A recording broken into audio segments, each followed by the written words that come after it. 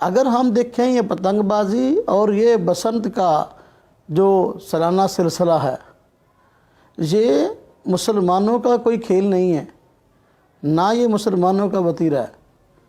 اصل میں یہ خالص ہندوانہ مذہبی رسم ہے اور ہے بھی ایک گستاخ رسول کی یاد میں۔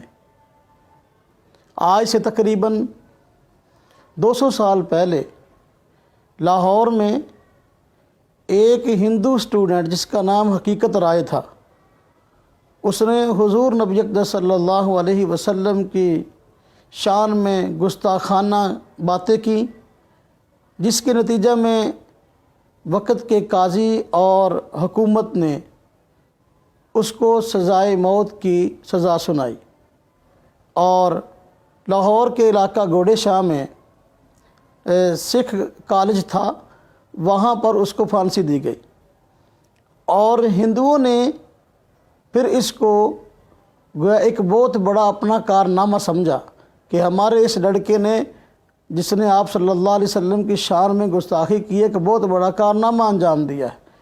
اس کی یاد میں سالانہ پتنگ بازی کا اہتمام شروع کر دیا اور اس دن کو بطور تہوار کے منانا شروع کر دیا۔ دیکھا دیکھی ہمارے مسلمان بھی اس مرض میں مبتلا ہو گئے، حالانکہ یہ خالص ہندوانہ رسم ہے اور مسلمانوں کے خلاف ہے۔ گستاخ رسول کو پروٹوکول دینے کے لیے، اس کے دن کو بطور یادگار منانے کے لیے انہوں نے یہ کام کیا ہے۔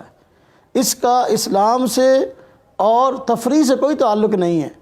آج بعض لوگ ایسے ہیں جو کہتے ہیں یہ بطور تفریح کی ہے۔ بھئی تفریح ایسی جو کہ خالص کسی نہ کسی اسلام مخالف مہم کا حصہ ہو، اس تفریح کی اجازت کیسے دی جا سکتی ہے؟